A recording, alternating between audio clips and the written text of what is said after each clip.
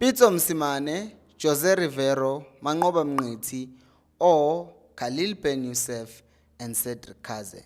Who of these coaches is best for the long-term vision of Kaizer Chiefs? We are going to look at the pros and cons of all the coaches, and the verdict is going to surprise you because this was not determined by me, but I actually asked an AI to make sure that it's not me, but it's actually artificial intelligence. Hello and welcome to Khosi Nation Fan TV. I am Pilo, I am your host, and this is where fans meet and talk about Kaizer Chiefs. Khosi Football Club. So here are the pros of having Manqoba Mngqithi as a Kaizer Chiefs coach for the long-term vision. That's also important. Number one, proven PSL trophy winner. And here we're not just talking about him winning a trophy with Mamelodi Sundowns because, everyone who's gone there in the past 10 years has won something. But we're talking about his run at Golden Arrows before he even went to Mamelodi Sundowns. We're talking about the fact that right now with Arrows, he has not won anything because he just got there, but we see the brand of football that they're actually playing and how quick he's been able to get the team to play the way that they're playing. And to know that his way is working, you can see that they're scoring a lot of goals, but the problem that they're having right now is the fact that they're conceding, which is something that can obviously be fixed. Number two, he continued, with what was started by Pitso Mosimane at Mamelodi Sundowns, by continuing to get them deeper and deeper in the African competition and also just continuing with the dominance at Mamelodi Sundowns. Number three, which is something that people always talk about, get a local coach. And it's the fact that he has excellent local knowledge. Right now, if you look at the players that are playing for Golden Arrows, you see that most of them, it's surnames that you know, Sbiya, it's whoever I know, KZN, because they're in KZN, so obviously there's going to be the Spears and whatnot. So he knows and understands local players and all of that thing. So one of the things that some people were starting to appreciate with Atazwane, because he was talking about understanding even the cultural side of things when it comes to South African players, and Manqoba Mngqithi having been around South African football for so long, he definitely fits that. Here are the cons, however. Number one, recent success is tied to co-coaching. We know the time where they won, I think that treble, it was him and Rulani and Steve Kompela co-coaches. It wasn't him on his own coaching. Number two is the fact that some people just don't like him because they always now associate him with Sundowns, and the comments that he made while he was at Sundowns were kind of bashing Chiefs, and it seemed like he did not like Chiefs because some people are even saying Chiefs got Steve Kompela instead of him and that made him angry, but we don't have proof for that. And last but not least is if he does decide that he's really committed to Arrows because, with these big teams, it's always tricky. You're coaching them now, you're on top of the league with them, but since you are not on top of your group in African competition, you are fired, which is exactly what happened to him at Mamelodi Sundowns.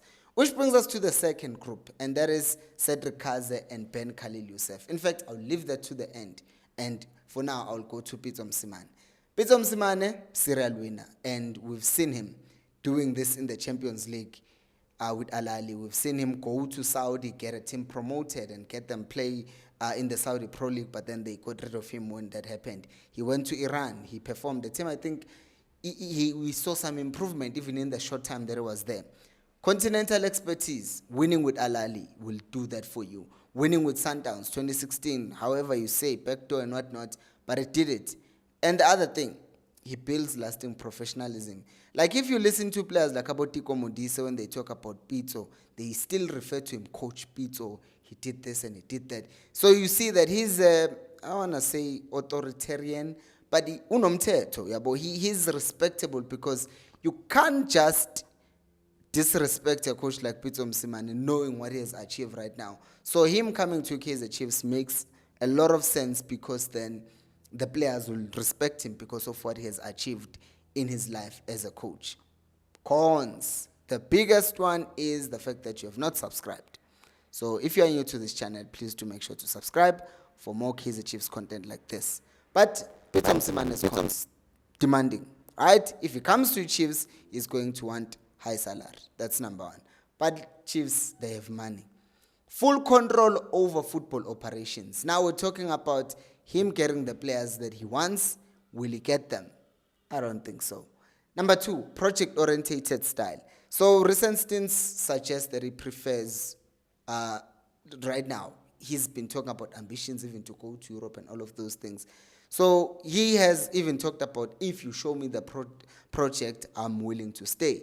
But in the teams that he has stayed in previous years, you see that it's also like he's trying to elevate his status as well, so that if something better can come across, he can go. Because, I mean, at the end of the day, let's say he coaches Chiefs for a year, second year. In the third year, would you actually blame him, even if he is in the second year? He gets a call, let's say, from the English Championship. Okay, we're pushing it. Let's say English League One, right? Or League Two. He goes there because it's a higher league. I know people think that the South African league is higher than League Two, but it's not. Because you're in England and now you are in closer exposure to the English Football League pyramid, which means we are now closer to there. So if he gets an opportunity like that, he's not turning it down, because this is not a coach who's desperate to prove anything in South Africa. He has done everything with Sundowns. In Africa, he has done everything with Al Ahly. So, it's either the Gulf or go to Europe. Which brings us to the last thing, intense scrutiny. So that means people will be looking at him a lot, saying a lot of things about him. Oh, Pitso, he just came here, he's plumber, he can't do anything without the budget that Sundowns gave him. And all of that, and we've seen Pitso, he's not one to just keep quiet when he sees that people are saying things to him. He would fire back, and then there would be these mind games, and then there would be this, and then there would be that. And, we don't need none of that, as a con. But some people would say that a coach must have a personality. Which brings us to the current guys, Cedric Kaizer and Khalil Ben Youssef. Number 1, squad continuity. They were there with Nabi when the project started. They are with him now. So, there is that continuity. Number 2, internal knowledge. They already understand the politics, maybe. That's why they even have the job to begin with, because they clearly know what is being, done, or what you need to do, how you need to say things to Jessica or Bobby or whoever in order for everything to be fine. But now a new coach will have to learn the new dynamics of all of those things, and that might, disrupt the progress of the club. I'm not saying this. Remember, I asked the AI to do this for me. Number 3, youth-focused approach. So we've seen Abo Mduduzi Shabalala, Abo Aiden McCarthy, we've seen Abo Mfundo Vilakazi, although saying Abo Mfundo Vilakazi and Abo Mduduzi kind of, doesn't sound right because they're already playing. But in any case, they're still playing even now, which means they also believe in playing the young players. And, they were with Nabi, so obviously Nabi was going to bring people who have the same vision as him as well, which is why some people are saying they must leave, because that means they know and do things exactly like him. But in any case, they still played youth players in the senior team. Tactical inconsistency, that is the con.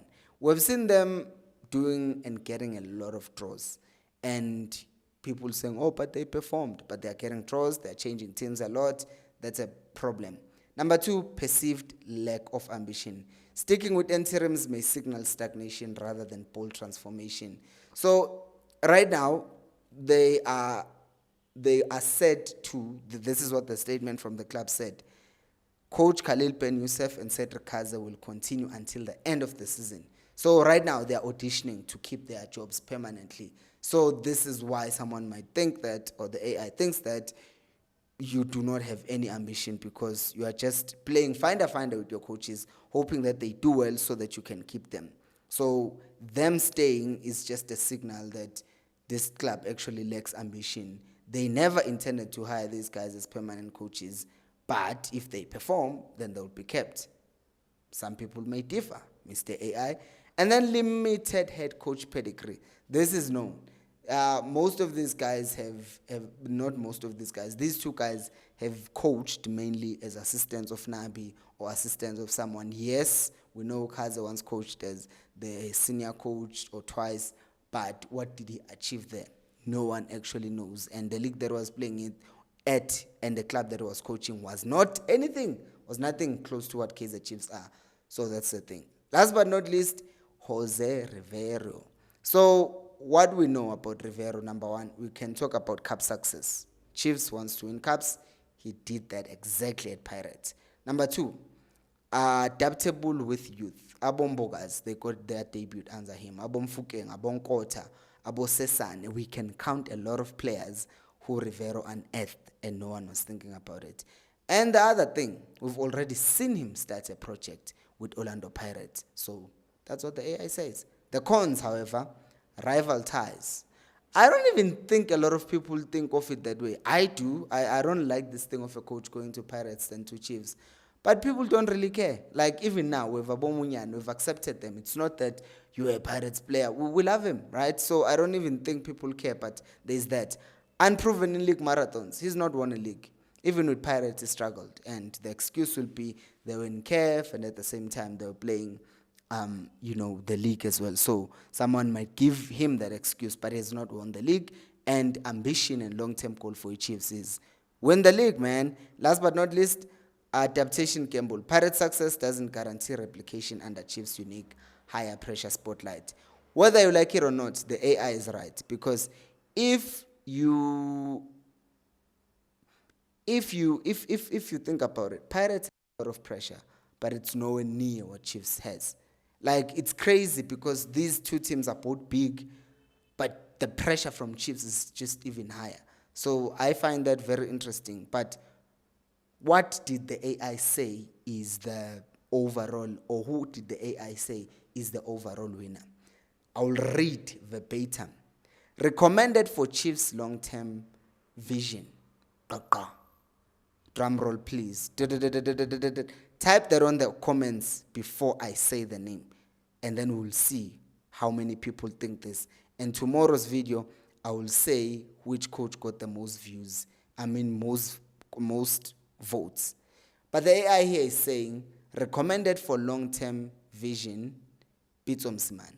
Reasoning: Chiefs' core issues, prolonged trophy drought, inconsistency culture, and need for professional structures require a proven winner to instill immediate high standard. Mosimane's track record in transforming clubs, Sundowns and Alali, and delivering sustained success in Africa makes him the ideal catalyst. Even if his tenure might be shorter term, his structures often outlast him, Sundowns, providing a foundation for future growth. However, the club must proactively approach him with a compelling project plan. This version is more concise and visually clean, is improved. So that's basically the thing that we're talking about. The AI is saying Pitso Mosimane is the best, but the caveat is the club must approach him with a proper project. And since this is AI, it actually took some of these things from the conversation that he said, Guti, if any team, local or abroad, approaches him with a proper project, Pitso Mosimane is willing to take that job from whichever team. The question is, does Kaizer Chiefs have a proper project that they can present to Pitso, which he can then say, I'm down with this? That's the question. Do you guys even think Pitso Mosimane would be a good coach for the Chiefs? Do let me know on the comment section. Thank you so much for watching, and until next time, remember, it goes, I'll pay you more.